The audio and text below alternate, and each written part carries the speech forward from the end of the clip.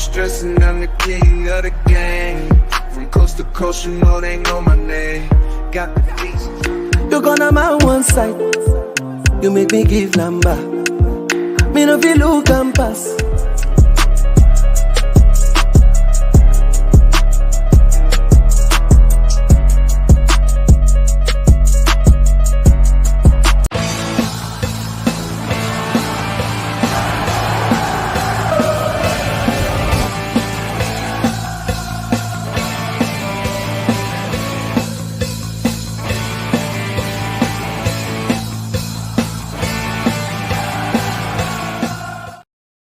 Hello, everybody. Welcome to the American Magpie Inside NUFC, however you want to call it. We are live on YouTube. We are live on X on two different pages. So I was just with Baz. Appreciate Baz and Through Black and White Eyes.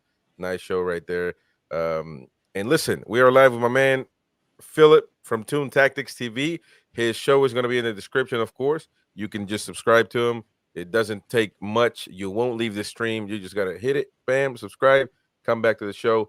No problem at all. He's got great, short content and UFC content. So listen, you got to, if you're a Newcastle supporter, there's no reason why you shouldn't be subscribed to his YouTube channel. So big up, Phillip. Thank you for waiting, man. And I'm sorry for being late to everybody else. I was just on another show, like I said, and I apologize for that. But Phillip, how you doing, man? Thank you for the invite, sir.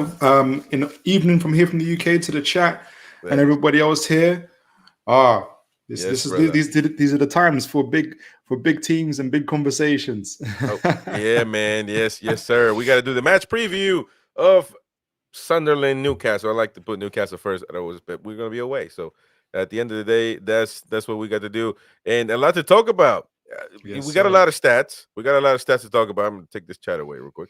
Yeah, we got a lot of stats to talk about. We haven't won against Sunderland since 2011. Yeah. That is embarrassing. But 2011, we haven't played them since 2016. It was a draw, I believe, 1-1. And listen, Saturday is, for me, very, very important. It's going to be Eddie Howe's first ever derby. A lot of these guys' first derby, to be honest with you. I don't even think anyone was really part of this team, of course. Probably Dummett. And Matt Ritchie. Yeah. The guys that will likely be sitting on the bench. But yeah. So listen, it's gonna be really interesting to see how they perform. But what is your first assessment? I want to hear your take on this match coming up. You can have the floor. Tell me what you think about this match in particular, this Saturday against Sunderland. What does it mean, and what do you expect from the team this weekend?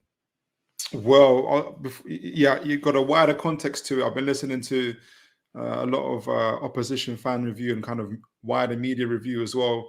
And the wider context is that, there's pressure on Eddie Howe. There's pressure on the team. It's less about the quality, individual player quality, because obviously on paper, at least, we have that. And so it's more about the wider context, the emotions, the mentality, the psychological part of it, where obviously Eddie Howe's under pressure, no wins in 8 or no wins in 9. And also, what would it mean should Newcastle lose? So there's the stakes are high for Eddie and the stakes are higher for the team. But also, obviously, going into the team, the more going to the game itself, going into the fact that it's a massive rivalry. Some people liken it to Celtic versus Rangers. Especially the Geordie nations against the Mackhams here at Newcastle, and just the tension that's going to bring in itself. That yes, Sunderland are in the Championship, they're currently 6th, and all those things, but you almost want to say all of that doesn't matter, because it's a derby, it's a local rivalry, it's the FA Cup magic. And unfortunately, as we all know, when it comes to giant killings, Newcastle have offered their heads on the plate for many clubs, let alone Championship clubs. Everybody remember Cambridge. The year after that, Sheffield Wednesday. So we know that what unfortunately we have been victims of recently. But let's not forget the fact that we was also League Cup finalists last year as well. and we had a tough start to the League Cup this year, but we only went out on penalties. So in terms of the game itself, obviously, we're going to go into a little bit more. But the more and more I learn about Sunderland, I don't know too much about them, but the more I listen to Sunderland fans and podcasts speaking about Sunderland, and obviously looking at the statistics that you're going to bring up and stuff like that, they're a decent side. There's nothing to sneeze at. But should Newcastle be who we know them to be, right, we should win. So a lot riding on it, At the same time, though, when people I'll end it on this, Chris, is that when people are saying what would happen if we lose, if we win and we win convincingly, I think it could really springboard the team going forward. And I'll leave it as that. Okay. And we'll continue, of course. Smash the like button, please, and subscribe if you're new to the channel. It's quickly, and of course, subscribe to Toon Tactics TV, a great channel, as I said. We're gonna go to the comments, of course, and then we're gonna talk about this is a pop-up quiz for you. You know, we're gonna the lineup. What's the lineup that you would like to see? And then we're gonna talk about the one that more than likely, Eddie Howe is gonna put out. I'm gonna say mine as well. Our score predictions, and we're gonna have fun, man. We're gonna talk about stats, of course, of Sunderland, Newcastle. Really this is mind-boggling. I'm gonna say it right now before we even start. Newcastle and Sunderland have played 156 times. Yeah. Out, excluding friendlies. So they have played this amount of games. That is insane. This is one of the longest rivalries in the history of football. And what's even crazier is that both Newcastle and Sunderland have won 57 times each and have drawn 50 times. So this is whoever wins is going to break this tie. They might not care, but it's just mind-boggling to me. And the more I read into it, the more I love it. Big up Aya's gameplay says hello, guys. Big up to you, Louis. Big up to you guys. Man, says less than 36 hours to go. Yes, sir. Man, Newcastle fans are like waiting, man. That's all they can think about. And yeah, man, I appreciate Louis, of course. It says hi, Phillip. I'm getting even more nervous. Yeah, it's okay. It means you care. It means you care. You should be nervous. It's good. It's serious business. True. It's serious business. We're not playing Maidstone. We're playing Sunderland. Yeah. Yeah. It says some Newcastle fans are getting dropped off at Sunderland at 9 o'clock in the morning, and I'll be in the stadium by 9:30. All Newcastle fans have get there early. Have to be shipped in on coaches. Is that true? Like, yeah. There's a police and everything else got involved. They've got like particular paths they have to take by a coach, or not by, but they have to be dropped off at particular zones. Like, I don't know if you call them green zones, but like they have to go a certain way. If they don't get into the game. That's crazy, Chris. It's crazy. It's crazy. I bet it's mayhem. It says that, but everybody has to be in by 11 o'clock. They have to be. You can't go by car. You can't take public transport. You have to be organized a trip down by the club. Oh my gosh, this is serious business. This is FBI type stuff. This is like is it Boca Juniors against That's what I was about to tell you, because I'm a River Plate fan as well, and I'm South American. I'm South American, of course. And I would say when it comes, but look, like one is crazy though. That's like River Plate and Boca are the biggest clubs in that country, one of the biggest in South America and in the world, and so. Like, but the rivalry is crazy. And I mean, I don't know if you heard about it, probably did in 2018 when we went to the finals in the Copa Libertadores. Yeah. And it was supposed to be at River Plate, but the fans went crazy, threw rocks, and actually injured Boca Junior players, and it was suspended. They brought it to Europe. I mean, it's just mayhem. And that's what I actually relate this to. The amount of madness that goes on. I'm sure there has been a lot of violence, and a lot of incidents between these two fan bases. I am 100% sure. Kind of what the Celtic and Rangers. Yeah, I think this derby is bigger than Celtic and Rangers. Look, I think that this derby, it goes beyond football, and so from what I have read, and that's why that's what's so big. I mean, people are really invested in this. Do you have any memories, anything to share about this rivalry in particular? Maybe your most favorite match that you've witnessed or watched. The favorite one was of when we beat them 5-1 with Kevin Nolan. That was lovely. That was a great day, and Kevin Nolan was doing the duck celebrations, and we were imperious that day. And you know, those were dark days. Still, like obviously we were playing, we you know, but those are the days when obviously we had Kevin Nolan, Joe Barton, all those lads over there. That was a great victory for us, and Yeah. you know, it was one of those few sunshine moments for Newcastle. Absolutely, it was that game. Yeah. For me, it was actually, I will share it just quickly. It was the last match by Alan Shearer. You know, that derby. I think he scored as well. I think it was the Yeah. equalizer or something like that. Yeah. We played there in at their stadium, and I just remember vividly because we don't usually wear this outfit, but the white shorts. Yeah. I remember that. But the one that it was probably my favorite. I remember glimpses of it because I was really young. It was in 2003.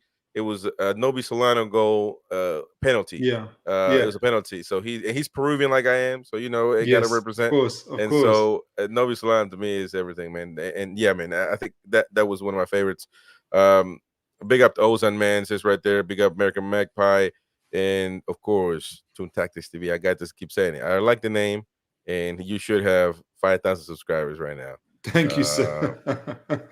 Big up Lewis. Olsen says going to be watching the Word Tyne Derby on ESPN Plus for show. It's supposed to be, well, it's supposed to be where they play, right? When it's Tyne where Tyne, right? Is it supposed to be switching? But I always thought it was Tyne where. I mean, because I guess from the Newcastle perspective. Yeah. Yeah. No matter where it is, it's home court for them. That's right. Also says, yeah, Lewis, and I'll be watching on TV as well in the UK because it's live on TV, because the clues in his name. If you're in the United States, you got to pay the ESPN Plus membership. Unfortunately, Oh, I mean, wow. yeah. No, I mean, look, I pay about the same amount as a Newcastle fan pays to go to the like the season tickets. There's another name for it. I guess the same. The season tickets. I almost paid the same amount on memberships to watch Newcastle a year. Really? Can you believe that?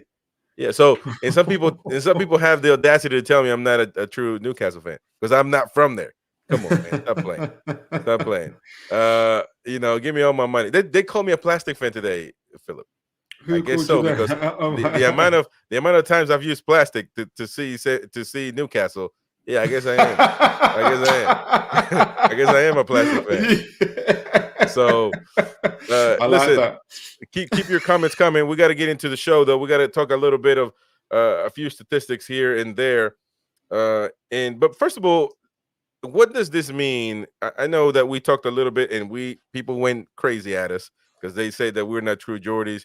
You know, actually, a Geordie that watches the show said, "What is a true Geordie anyway?" I'm from Newcastle, was born and raised there, and all we can say the Geordie is different from other people is that we can't pronounce or spell words, you know, properly. So what is a true? So he is a true Geordie himself, and actually Lewis is, you know, he was born there, but. Listen, man, I think that it would only help our team if we allow everybody else to grow our fan base. You know, it would bring in more money. It would be, you know, it would just mean more. So listen, there's a reason why Manchester United sucks, and they still bring in as much money as they do. They still keep watch as much as it is true, though, Philip. It is true. Yeah. But look, football transcends locality, especially as it grows. You know, I was a young kid, for me, like was 6-7 years old, someone up to like that time, but like the moment it was when we were playing Monaco, and Henri was playing for Monaco, and we lost 1-0, and I cried like a baby, and those tears sealed my my relationship with Newcastle forever. But I wasn't, you know, and so it just is what it is. And so, but I kind of, you know, this, and we're a growing fan base, and we're becoming a global fan base. And so, look, I'm sure there's room for everybody. Yep. You know, I'm sure nobody's going to go to PIF and say you guys aren't true Geordies. Get your ass banned. Get your ass banned for life. Talking about true Geordie, you can't get to the stadium. But what does it mean? By the way, we should be having more people come on and talk that we've already got scheduled. So we just got to wait a little bit longer. But regardless, I got Phillip from Two Tactics TV, man. That's all I need, to be honest with you. You know what I'm saying? No, man. Look, Let's what does it go. mean for Eddie Howe and the players? I mean, you know, looking at what's happening now with our form not being the greatest, you know, what does it mean? Is it a must win? What if we lose? I know that really technically we can't get rid of anybody. I mean, I guess the manager could be, but I just don't think there's a feasible answer. I don't think there's a solution. But what do you think in you know, about this? Yeah, I think winning is really important. I think I've got some mixed feelings in terms of the kind of importance of the game. On the one hand, I'm kind of glad that, you know, whether it's Eddie Howe and players that are not necessarily from Newcastle themselves, they'll know the importance of it. But I'm almost glad that they don't have too much of it. They won't have the same emotional attachment that as a Dan Burn and others would have, because I feel like I kind of want to see a professional performance. I just want to see a clinical performance. You know, I know that the only way Sunderland can win this game is by making it like physical and fouling and or you know, just having more energy than us, as a lot of teams have had recently. But if Newcastle come in refreshed, ready, and just come in and give a professional clinical performance and end the game, I just want to see that. At the same time, though, having the likes of Dan Burn, having Lewis Miley, Lewis Hall, all these guys there, Louis Miley, sorry, and having all those guys there who know the meaning of it, it's also good, and it's also important. You know that they'll bring no matter what your physical, whether you got your stamina back or not, you're still going to be given that. You're given the fight. You know, he'll hear it all day from his relatives. You got to beat the Mackhams. You got to beat the Mackhams. You got to hear it. So there'll be that pressure on them. But at the same time, just, you know, I think Eddie Howe will just be reminding them. He's not going to say to them it's another game, because it's not another game. Right. But what they got to do is focus on your performance. Focus on doing what we need to do in your role, in your individual role, but also what you need to do for your team. And so I think it means a lot. Obviously, as you know, we've got 4 games this month. It'll be good. It's a blessing in the sense of, you know, we have 6 games that are 6 days apart. A good victory, a sound victory, puts us in good stead against Man City. And then before, you know, that 2-week break before we go into Dubai. Well, I don't know if we're going to Dubai, but we usually go to Dubai when we have that break. And I think this is our recovery curve. I think I really feel like this January is our recovery curve. I don't want us to be too far from the. I'm going into the Premier League now, but I don't want us to be too far from those Champions League spots and those European spots. So a victory is important, and I think we'll do it. Yeah, that is true. Big up Ryan, that's coming on the show as well. I'm gonna fix this overlay real quick. Big up to you, Ryan. Good to see you, sir. Big up Phillip. Big up Chris. What's up? Welcome, brother. And we're just getting started talking about this Sunderland match, man. I was asking Phillip, what does it mean? What does this weekend mean for the players, for the manager, if we lose? Because there's a possibility, even though I think that we're clear favorites, other than them really having that energy to play against us after a long time, being in their stadium. Other than that, they're really like almost 20 points away from the top of the championship. So I'm not too worried about Sunderland's form. I'm worried about ours a little bit, but they're still a championship team. So what does it mean if we lose, or for the players, you know, even if we win, what does it mean, Ryan? I mean, if we lose, I feel like it's just game over for the season. Like, what's there really, like, go for? Just push for top 4 again, try that. Not for me. Like, we've already out of 2 cup competitions, opportunity at winning trophies, which this club hasn't done, 68 years? Like, it's pretty bad. So I don't want to ditch another cup competition, especially to not just a rival, but a mid-table championship team. That is true. I think it would be devastating, to be honest. Yeah, it would be. And to be honest, though, like, if we all watch football for a long time. You know, Phillip is the oldest. He's 67. But he's been watching. So, but like, I mean, you know that what's been happening with a team. Just forget Newcastle. With a team that's been losing, getting eliminated, like Newcastle in the recent times, and losing in the Premier League. And if you lose against your rivals and you get eliminated from the FA Cup, you know that those are results that will get most managers sacked. You know that. We all Yeah. know that. But I think they would be a mistake though, because then you got to bring in somebody to implement an idea. Yeah. If you have an interim coach, all you're going to do is just confuse the players, because at the end of the season you got to get somebody. And I think that you need to wait until the end of the season to make the best decision for the club. I do believe so. I think that if you just react in the heat of the moment, it could be detrimental to the team. And trust Well, me, I'm a guy that likes to win, but this is it, Chris, is that modern day football fans would rather just say, get the manager out rather than give you like a full essay of why they want to get rid of Eddie Howe. It's just people are lazy nowadays, so they just do that. right. Like for me, if we're getting rid of Eddie Howe, like that, for me, I just want to get like Mourinho or Mourinho or Guardiola in, because they understand the club from Sir Bobby Robson, and they know how to I'll win take as well. Guardiola any day. But those two are going to be super unattainable. Yeah. So I'd rather just keep like it's kind of like what happened with Arsenal a few years ago when they sacked Emery. Like they hired Arteta as like a complete novice. Like, are we going to do that route? Because I don't. Because if we do something like that, it just means the standards are going to go down, go further and further when we've already hit that standard already, and we should be aiming higher than what we hit for that standard. Yeah, and I think we're learning a lot about the owners. I think just as much as we're learning about Eddie, I think we're learning about the owners and I think we'll learn even more about them in terms of how they handle this particular period. I don't think it, like you said, Chris, it makes any sense for them to move now and remove Howe and put in somebody else. I think yes, I think they're taking into account the significant number of injuries and how that's impacted on not only squad rotation but the overall physical and mental fatigue of the players and how they need to recover. And they'll be all conscious that, look, we're in the transfer window. We've got also a 2-week break in this window where I imagine players will come in, i.e. Calvin Phillips, as well as players returning from injury, who does, especially at the end of the month, like Joe Willock, Barnes, and Elliot Anderson. So I think this is the recovery period that we're all looking into. I think the attention, the main things that have probably grabbed their attention a little bit more would be the results against Nottingham Forest and Luton. Then that's why I think they'll be like, is there something a little bit more wrong than that? I think if they lose this game now, I think if Eddie Howe loses his game, that I think will focus their attention a little bit even more now on Howe.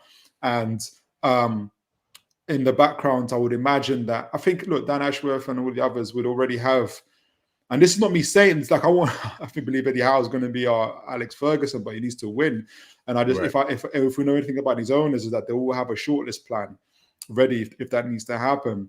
I don't think it will happen based on this game. I think it will happen on a combination of things. Like I'm saying, Luton, Forest, if we're to lose to Sunderland, and if we were going to go through this period and into early February and still showing 9th, 10th, 11th, knocked out of all competitions, I think that's when you're going to see that combination of things coming up. But I don't think that would happen. And I think Eddie Howe will handle this particular game. And I'm more. I don't want to see my main things on the performance. I really, really want to see the old Newcastle come back. I want to see the structured Newcastle, the team that mauls teams. I want to see us win a midfield battle. I haven't seen that in 9 games. I want to see that. I want to see that. Now that brings me to my question. I'm going to bring Ryan in. Ryan, hopefully you're ready, brother. I'm bringing you in. Yeah, he's right there. The other one from New York City. From New York City, man. Ryan, right there. 2 Ryans and Phillip and myself right here doing this match preview. First time on YouTube I've been with another Ryan. No, we were live last time, weren't we? That's what I mean. Well, I guess so. Yeah. Yeah. But Ryan, man, let me know what do you think on this match Saturday, man? What are your expectations? I want to comment on I didn't get his name, the one with the headset. Phillip. Oh, Phillip, 2 Tactics TV. For that to happen, okay, hello, Phillip. For that to happen, sir. Trippier and Bruno has to show up for that to happen. If you want to see the old early season form come back, because a lot of the players was just on Trippier's charity just off of like succeeding off of Trippier's charity. You know, ever since he got out of form, it's like they don't know. He doesn't know how to build without Trippier and Bruno. What point are you referring to, though, that Phillip said? He said he wants to see the old Newcastle back from the beginning Oh, of the okay. season, pushing up, winning midfield battles, just always on the offense is a final third. You know, not being pent back in our final third. Like, Yeah. I think the main and thing is Bruno the has to show intensity. up. Yeah. Yeah. See, I exactly. I think I was referring more to the kind of our intensity and how we play, but Yeah. definitely needed the individual players to show up. I personally don't think Bruno has been bad. I think he's been one of our, well, when we say one of our outstanding performers, I'm not saying we know that there's not been great in terms of overall performance for the team. For me personally, I don't think he's been playing badly. But when Bruno gets exposed, as if Sean Longstaff or Joe Linton aren't protecting him, you know, his recovery pace isn't great. But if he's well protected and he feels well protected, you see the better Bruno. When you see Bruno on the ball, controlling the pace and the dictating the ball, that's when you see the best of Newcastle. And so I think especially in this game where Sunderland play with two number sixes, you can't just let Bruno be, you can't allow Bruno to be exposed. You have to protect him in that way. So I think I'm more kind of referring to the intensity, but to have the intensity back, we need to recover. We need to have that rest, which I'm thinking that we're beginning to have now. We're expecting them to, you know, I'm expecting Newcastle to, with this curve of us going down recently, I'm expecting the Sunderland game to be this is where we hit the bottom and begin to slowly bounce up. That's my expectation. Yeah. If we go through that, oh gosh, then we've got a whole entire different conversation going on. Yeah. Lewis says, and Chris, if you don't know this, our first calls were actually red and white. Is that true? Wow. Wow. I didn't know that. Well, thank God it's not no more. Jordicia says, oh, this is a good one. My girlfriend is a Sunderland fan, so she might be getting dumped if we lose. Why would you have? You might get dumped if we batter them. I think that works the other way too, mate. Yeah, that is true. Lewis says, I was on the FA Cup when the games are live on TV because some of them are not shown in the UK. It's stupid, but I understand when you're Saturday in the UK, 3 o'clock kickoff. Oh man, 3 o'clock p.m. would be. I'm assuming. This game's 12:45 though, I think, isn't it? This game is early, man. For me, it's early as hell. Like 6 in the morning. Oh my gosh. But we got to be on it, man. We got to do it.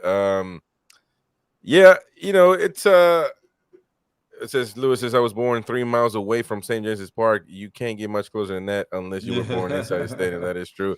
Yama says I was born across from the road, Matt. He was from the road. Yeah, wow, we got a lot of true Jordans. But you know, that is true.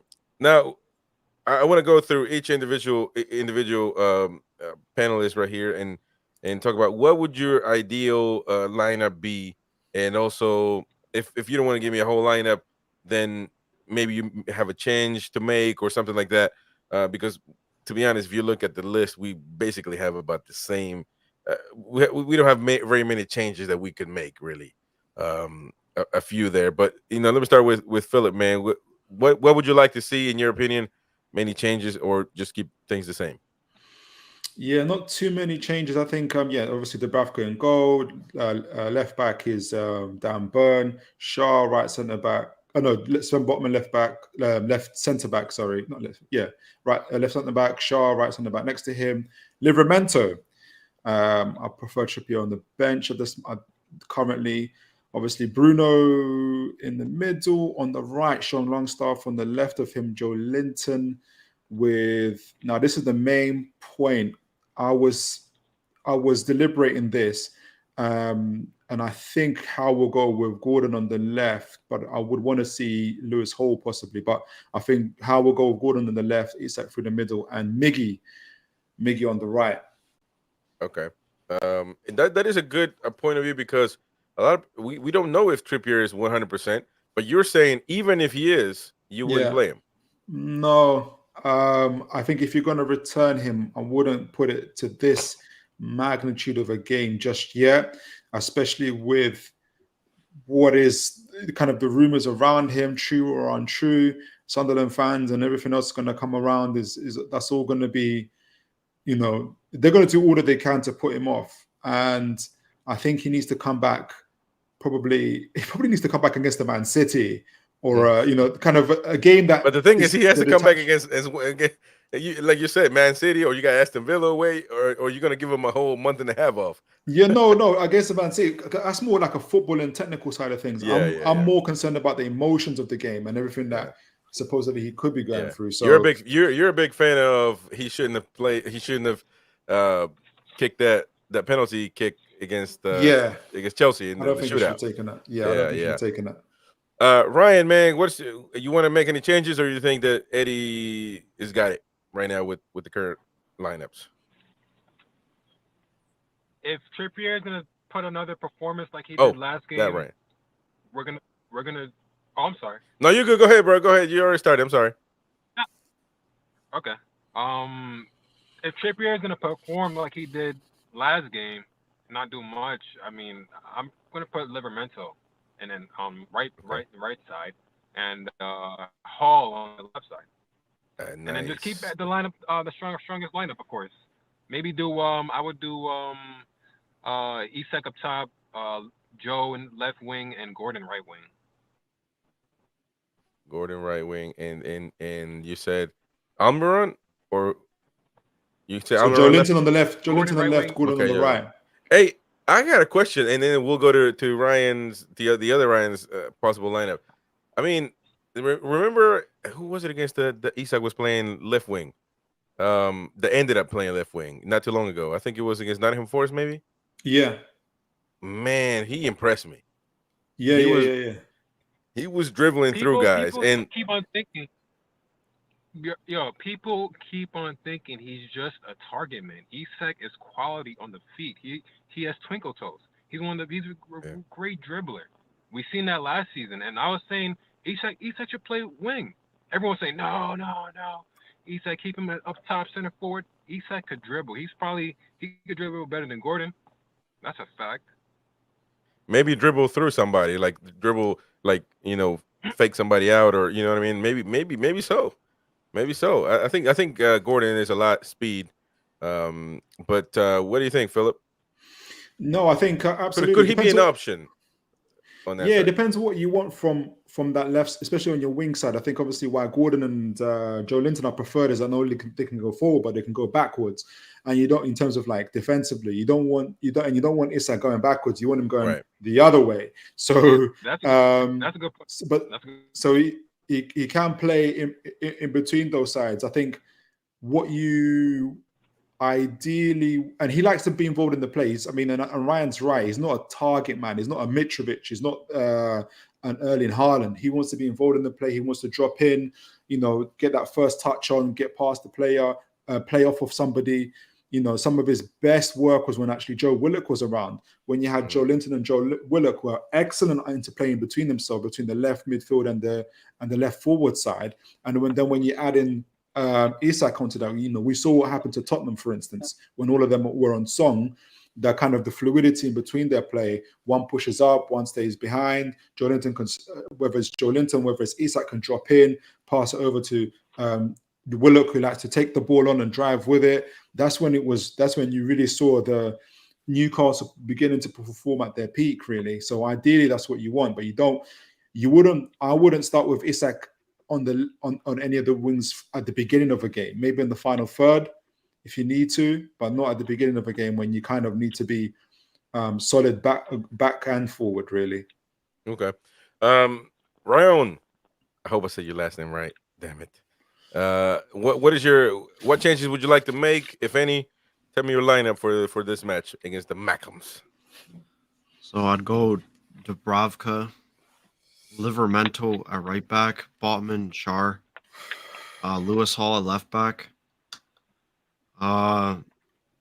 Midfield, I'm gonna go with Longstaff, Bruno Guimaraes, Lewis Smiley. And then I think I'll play Isak, Gordon, and Almiron. I think Almiron will do well this game. You think so? Because Yeah. there's been a few questions here. There's been a few questions whether Almiron should start. Whether Almiron, maybe that's just my question. Maybe Almiron should play on the left side because I think he's played the best game I've seen him play is on the left side, but he's only played one. So On Man United in the cup, yeah.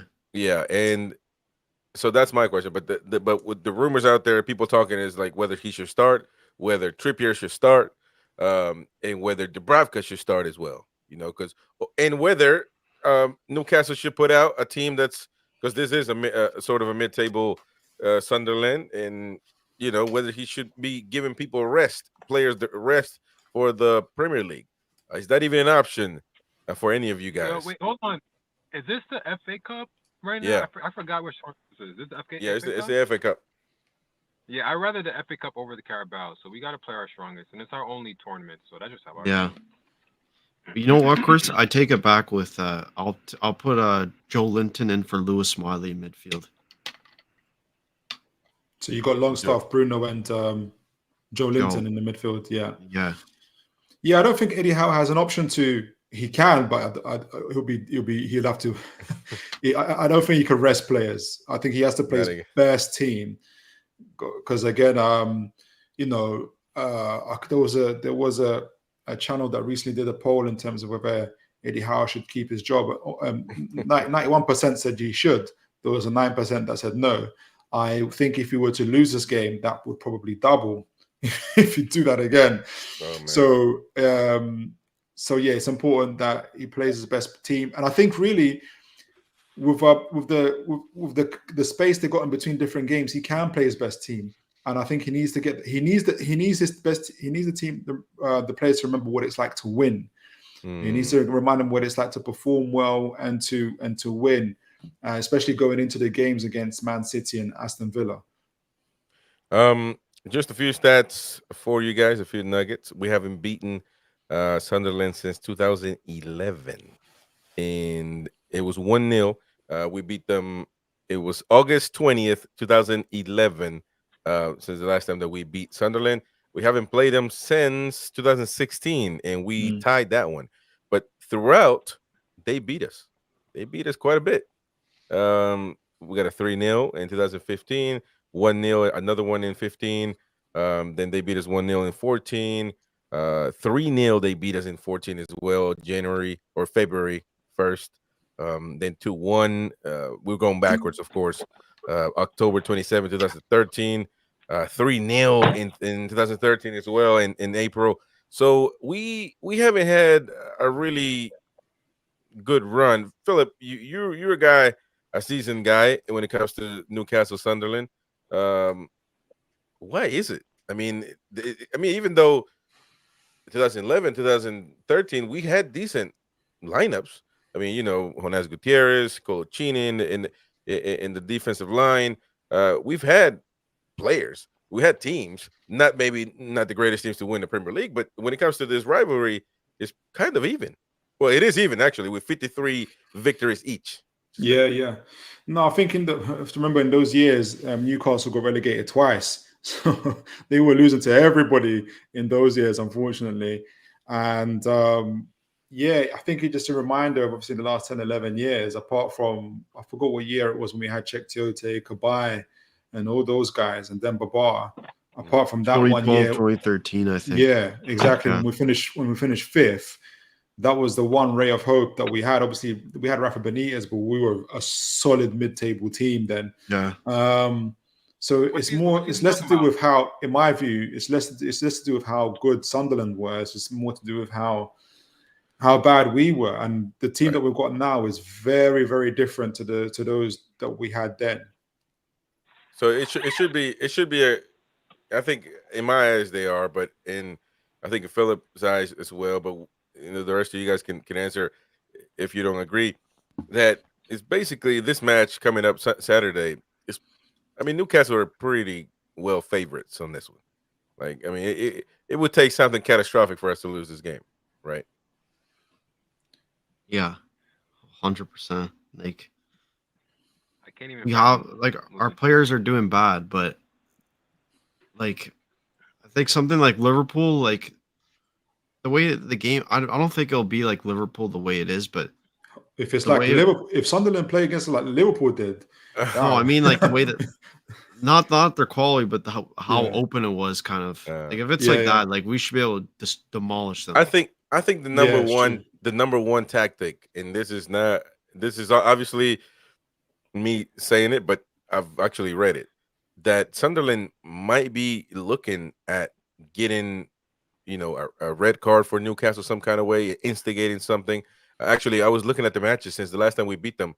I think 2 or 3 matches out of that era, Newcastle were the team that had red cards, at least in 3 matches out of those. So it could be some sort of tactic. I know that's not a tactic that most people like to talk about if you're a tiki-taka fan, but at the end of the day, get one down. This derby has the potential to get bloody. You know what I mean? So I think that it needs to be Eddie Howe's a part of his tactic as well to tell these guys, listen, we need to finish with 11 players. We can't fall under because what does I know I get the Sunderland, it is a derby, but if one of these teams has a lot to lose, it's Newcastle.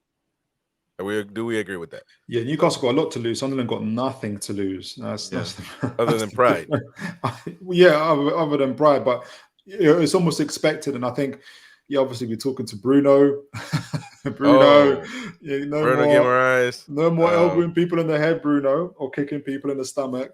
But at the same time, he can be very surprising. There's times where you expected him to fly, and he becomes a very cool and calm, collected customer. But that happens again when he wants to win when he feels supported.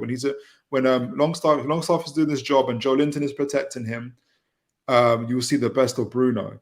And I think he's very cool, calm, and collected when he's got control over a game. And I think that most fouls, like I remember a foul against Tottenham, that Joe Linton basically flipped somebody. I mean, he didn't make him do a flip like in the air, a couple flips, and then it felt like that would probably be a yellow close to red in this match. This match changes things for referees as well. So you just got to be careful. Lewis says this game is the biggest game the players will play apart from the cup final if we ever get to it. And also that's the thing, man. Like the FA Cup could be an objective for Newcastle. I mean, why not? So you got to take it seriously. It should be the main objective. It should be. It should be the main objective. You say? Yes. Well, yeah. I mean, I could agree with that. To be honest, I mean, what are the realistic chances of Newcastle finishing top 4 again? Is it beneficial to finish top 4 again? I mean, actually, always it is. beneficial. Okay. Okay. No, that's a fair point. That's the way I think. But I've been hanging out too many Newcastle.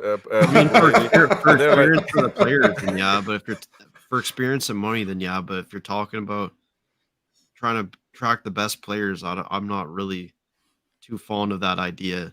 Yeah. Like I think we could just still buy the best. We're like 11. Even if he finished mid-table, to be honest. We're 11 points from top 4. Would you guys rather the FA Cup and like a Conference League finish, 7th, 6th or whatever, or would you rather a top 4 finish for UCL next season? No, FA Cup anytime. The first option there, 100%. Because you're going to get Europe either way, even either FA Cup and a Conference League finish. So Conference League finishes 7th and an FA Cup. That's still actually an upward trajectory. Yes, we finished 4th the previous season, but the following season, and the previous season we went cup final, but the following season we actually win the cup and we finished 7th. Yeah, that's a decent exchange. And I think it's obviously the oldest competition in the world. Yeah. And what a story it will be in terms of people forget that when Eddie Howe first took over, we were already in relegation zone, hadn't won in, I can't remember, was it 11 games, 17 games? 14, I think. Yeah, no team had ever returned from that. Everyone forgets that. No team had ever survived being in the Premier League. Yeah. Look, he can turn this part around. If we're able to look, I'm ready to do this almost like a season review before the season's finished. If you look into the future and think, do you remember those days when we didn't win 8 games? Like, no, we won FA Cup and managed to finish in Europe. That's true. Big up Jordici right there. Says I was born in Whitley Bay, so I'm not sure what I am. Whitley. Whitley. I'm sorry. Lewis. So I'm not sure where I am. Yeah. Lewis, yeah. Somebody from North Shields is called a Godhead. Somebody from South Hills is called. I don't even know if I should be saying any of this. Yamal says, if a player puts a performance and wins us the game, they get immortalized with a chant. We will sing forever every game. Yes. We'll still sing them. Actually, everybody refers to Shola as the Macam Slayer. And I think the player that gets so close, like when I just look at him and the way he plays and the way is Joe Linton. He could become the new Macam Slayer. Well, I hope he becomes a captain. I hope he needs to be the captain. Yeah, and 100%. He needs to be the captain. Exactly, because Kieran Trippier isn't going to be around forever, and he needs to. Yeah, he can become that guy. I want to see what that guy. Remember that goal scored against Chelsea where he took the ball off Thiago and just blasted into the goal. Yeah, I want to see that. We got a bunch of those leaders, those crazy guys that you need to have in the locker room. You need to have crazy guys in the locker. You can't. 100%. Everybody can't be good. Catholic, but we need some bad guys, some little bit criminals when they were young.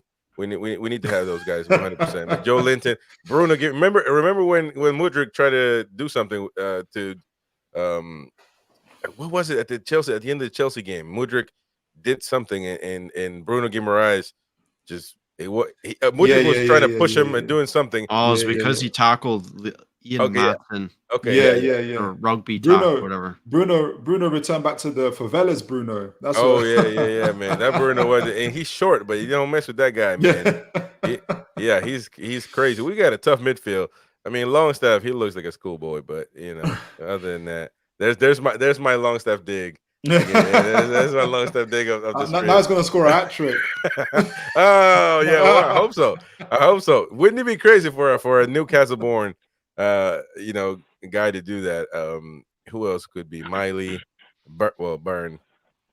Yeah.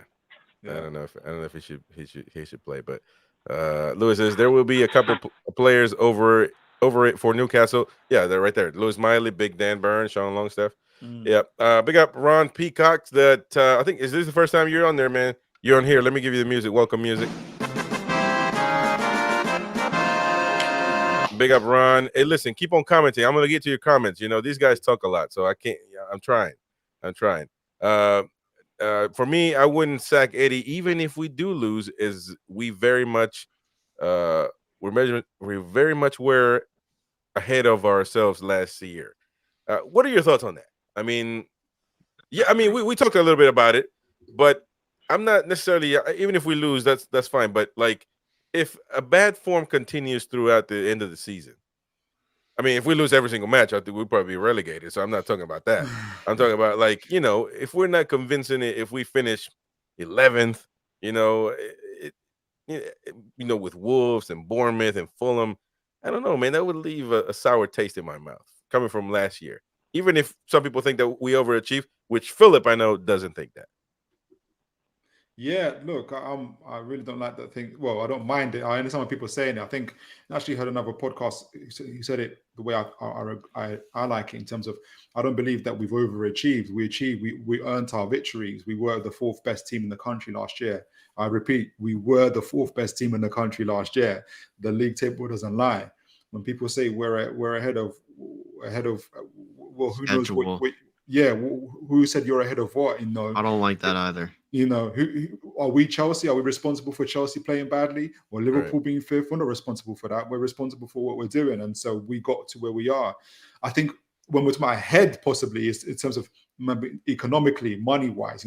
We can't stretch our FFP. I get that, and in terms of where our squad is, I mean, we've still got we've got a very bloated squad from the previous era, Mike Ashley era. There's if anyone's seen, there's always people with screenshots of when, for instance, when we played, I don't know, like teams 4 or 5 years ago, and we can still see players on our bench, like 6-7 players on our bench that are still from 4 years ago. If we're to ahead in that sense, and still, I get that. But in terms of what we earn, because it's all right to finish 9th. We didn't. It seems like we didn't deserve to finish 4th last year. Who are we to finish 4th? And the rival fans look at us that way as well. We upset the natural order, so that they're more than happy to see us getting flattened at this moment in time. And so we need to change our mindset that, and our owners don't think like this. Our owners do not think how we're thinking, that we're ahead of this. I know that people would say, oh, but they said this and that. But look, they want to see progress. They want to see, I think they want to see a European position at the minimum for the club. So, yeah, that's my view on it. Anybody else want to take a dig at it? Or we continue with the comments? Well, I think maybe just to add on what Phil said, like to get, well, based on last season, 61 points would get you Europe. I feel like we could just about achieve that. So like 55 to 60 points we'll achieve this season. Yeah, could be more if like injuries come back, because right, there could be a whole like regain in form the second half of the season. Right. I feel like if we get close to it, it would be. I mean, of course, it depends on how we do in the FA Cup. That's going to be really important. But if you just look at the league, if you get close to it, maybe a 7th spot, a 6th spot. I mean, considering what we've been through, yeah, you got to say the bad decisions. You got to take accountability, but also the injuries and everything that has to do, because it does have to do in this equation. Whether people like to admit it or not, I don't like to blame everything on that 100%. I think that we made certain decisions. I don't agree with some decisions that the managers made. But if you take everything in consideration, I think it would be relatively similar to next season. I'm not going to be jumping up and down. That's my problem with some fans that believe that we should just be jumping up and down, be happy that we exist. I don't, I'm not going to be, delighted about it. But thinking about it objectively, I think it could be, something. There should almost be no excuse because we have less games. And also, I feel like for next year, yeah. Not enough people mention it, but like 2 games a week is Eddie Howe's bread and butter. He did it with Bournemouth all throughout the EFL. So and that's why this shouldn't be a new experience to him. Right. No, and that's why I was on a previous show and I was saying maybe I mentioned 6th spot, but not because it gives me to the Conference League. Actually, the Conference League I think would be almost detrimental to the team.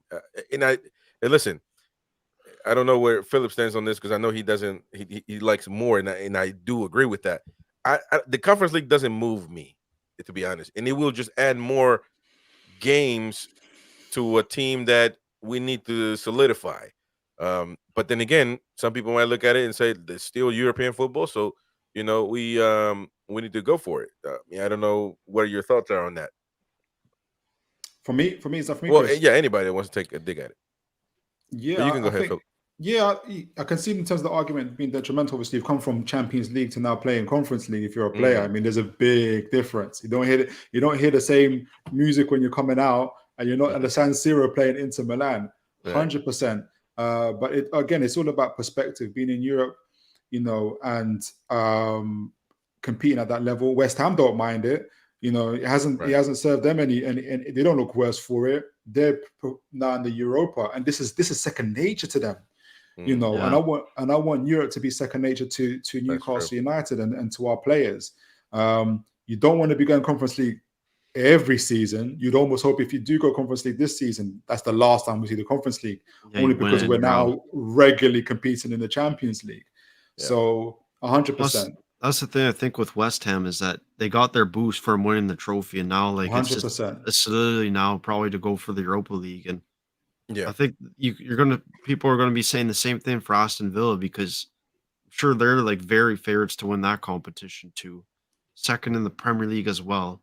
So everything's going well for them. Just based on being like on a lesser competition as well.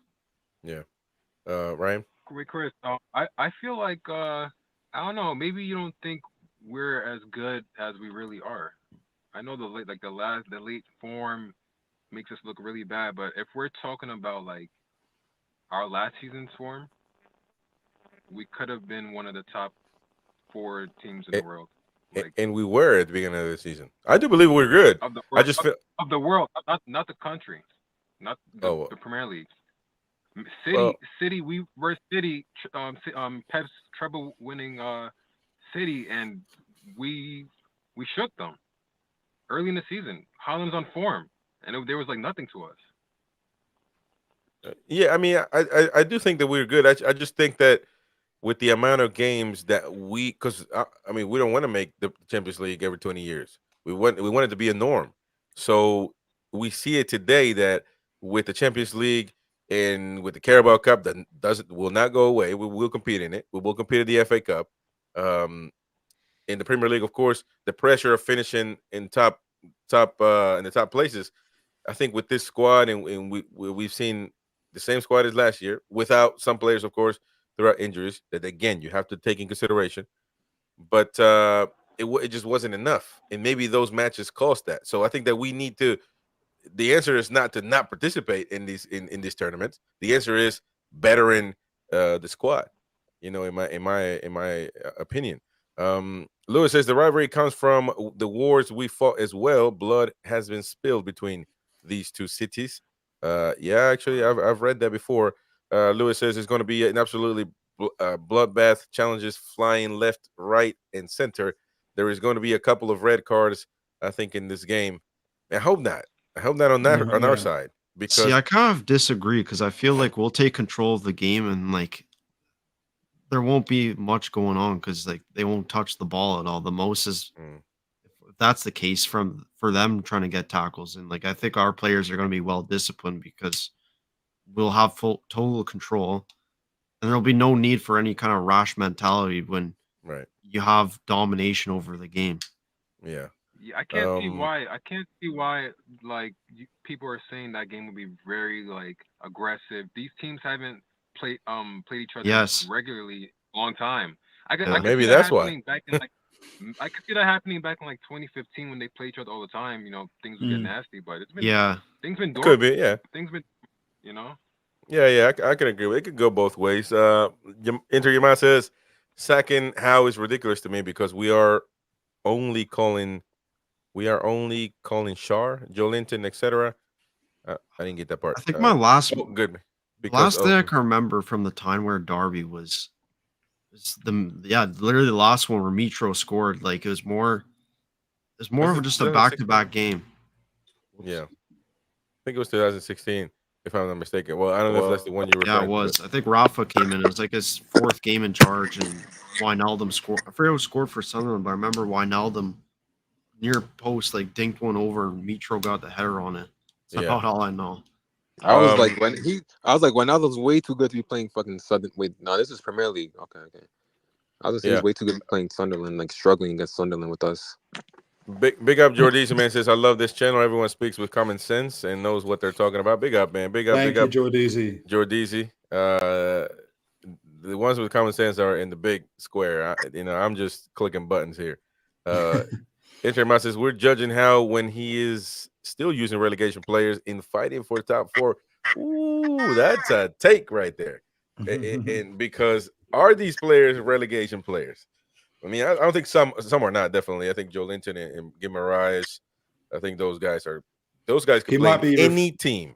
Yeah, I think he might be referring to Richie Dummett. I think it's about when we came up from relegation, we're in relegation. Richie Dummett. There's a few others I can't think of straight away. So we're still trying to move on from there. Somebody said too, because he says that being said, we lose to the Mackhams. I'm egging his dog. Somebody commented. I think it was a farmer, man. He's a great viewer of the show. He said if we lose, Eddie Howe is gonna have for sale signs all over his garden. And hey, listen, I don't know, man. We'll have to see. Ron says wouldn't play Burn as the Mackhams do have quite a bit of pace up front. Hey, didn't he play for Sunderland? No. Who? I thought somebody did. I only know two players for Sunderland right now. It's Joe Bellingham and Luke O'Nien. Job, yeah. I thought Joe was. There's a striker that starts with an M. I think his name. Jordan Clark. Not Jordan, Jamie Clark or something like that. Yeah, he scored 12 goals for them this season. Yeah. They told me he's that one player that we need to watch out for. But nobody talks about Bellingham. So is he not that good? Is he not good as his brother? I think really the problem is people are comparing him to his brother, who's world class. That is true. Bellingham was like 17 or 18 as well, I think. Same age as Louis. Ron says Trips has been in form since he came back early from the England. Off form. Off form. Okay. Who would be the captain if Jamal is not Burn. playing? Burn. But do you agree Burn with will that? captain. He Yeah. was Burn will captain last captain. game. He was captain Yeah. last game. Oh my, And, really? and I feel like it's Why a wasn't shame, Star bro. captain? I don't understand why Bruno Guimaraes or Joe Linton are not captains when Trippier's not Bruno's too emotional. I could get why Bruno's not captain. Yeah, Joe I Linton, can tell you why he's not captain. but Joe Linton is everybody's boss. He You can- is. He's emotional He is. too, though. He's more emotional No, than but- Bruno. No, but not No, that it's a type bit- of like. Yeah, He'll he's a bit he'll different to flip you. Bruno. Yeah. He'll flip your ass over, but that ain't emotion. That's just saying you're just saying I'm a bully. So get out of my damn yard. Bruno You know what will I mean? elbow you in the head, that kind of Yeah, he'll. stuff. Yeah. You're like, that. oh my word. Yeah. I wonder if Joe Linton, hopefully he wants to be a captain. Hopefully he sees himself as a captain. I'm hoping. I think the fact that, and again, I think it'll be interesting to see who'll be vice captain, especially with when Trippier and Jamal and Burn aren't available. Joe Linton has to step up. Yeah. Jordisi says, I agree with everything Toon Tactics says. He knows what he's talking about. Well, you guys subscribe to his channel, man. He's in the description. Listen, your money's in the mail, sir. Thank you. Yeah. Ron says, how's about Botman or Shar for captain? Well, Botman hasn't been. You have to have some games with Newcastle currently for me, and you have to have some temperament. Botman is I cool. mentioned Shar. And Shar, I think that they are good starting center backs. I think Botman is the best that we got, and it actually I'm not saying it in a derogatory way. I think he is really a good center back. But a captain is a different thing, man. Captain is a leader, somebody that will not scared to talk to the captain, to the other team's captain. It's not going to back down. It's going to be smart and not get sent off. So I think that Joe Linton Shar has visual prowess. He'd be a good captain. Yeah, maybe so. And he was, I think, if I'm not mistaken, maybe I don't know, maybe I'm wrong, but I'm trying to get through the comments because we got to wrap up. This was a great show, and I don't want to keep people awake. Over there in the UK, it's got to be midnight. So yeah, Yaman says we had Purdue when we finished 5th, mate. Yeah. We've done horrendous in the FA Cup lately. Worse teams than Sunderland beat us even at home.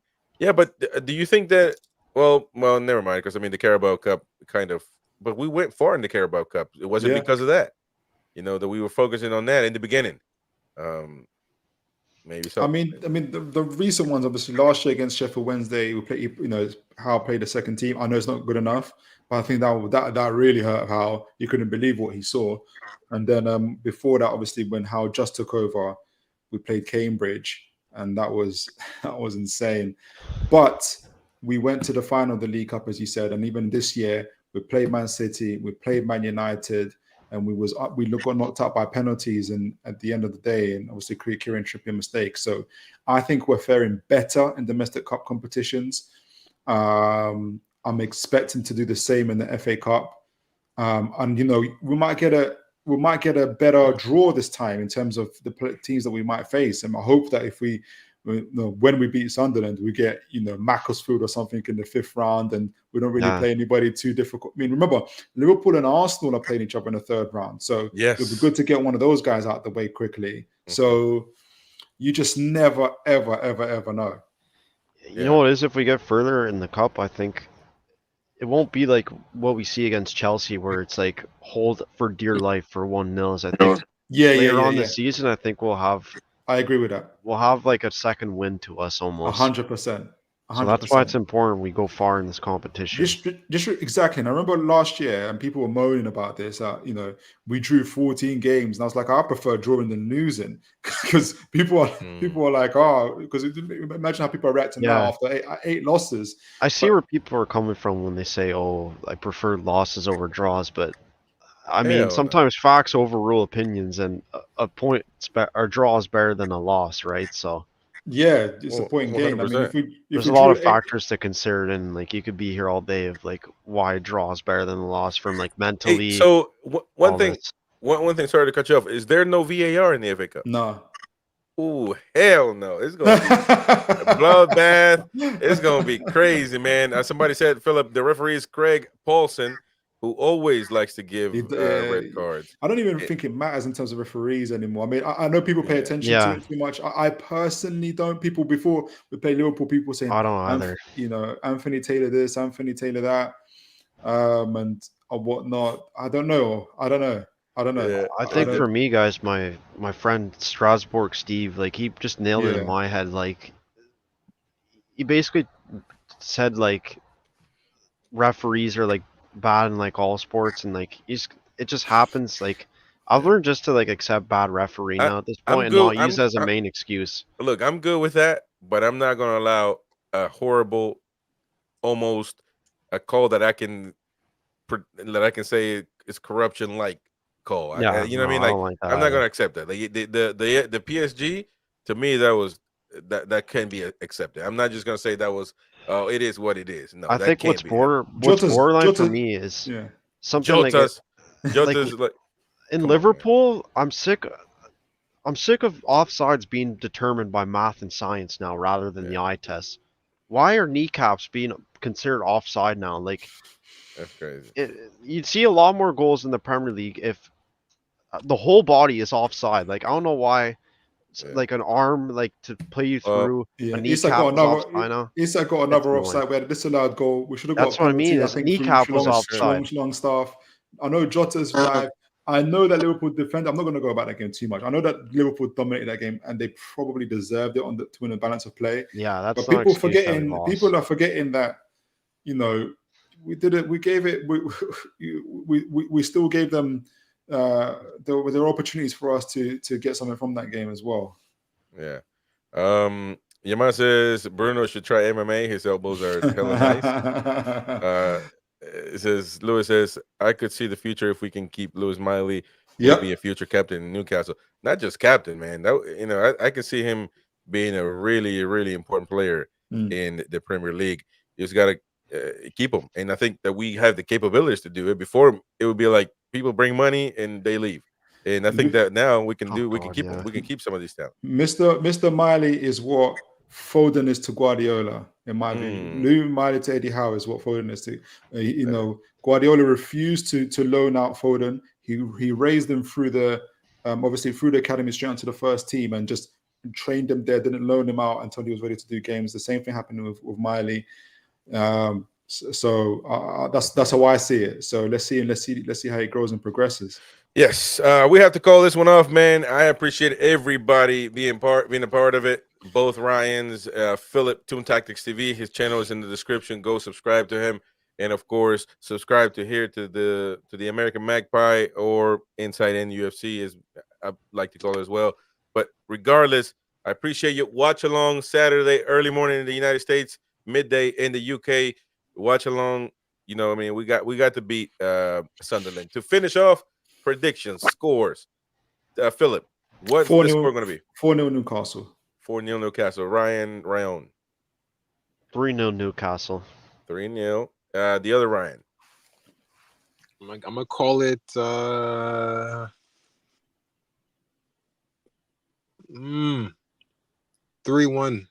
Newcastle. 3-1.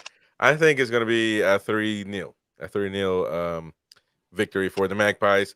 Hopefully so. Let me know your predictions in the comment sections. I will respond to it, of course. Just keep on commenting. Smash the like button. Share with all your Magpie friends. I'm sure you have a lot of them, so share with them.